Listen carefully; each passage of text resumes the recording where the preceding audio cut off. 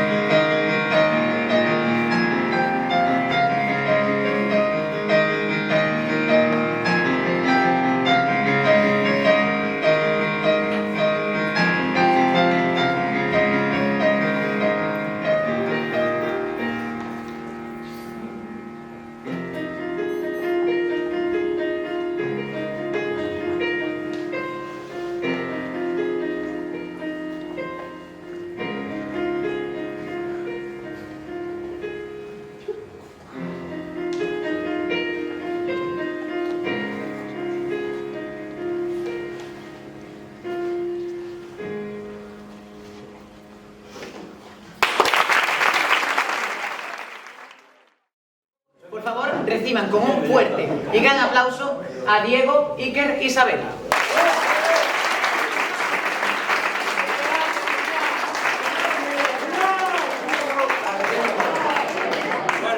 Una cosa, por favor. Antes de nada, le dedicamos esta actuación a nuestra profesora de Lengua, Castellano y Literatura, Mar González.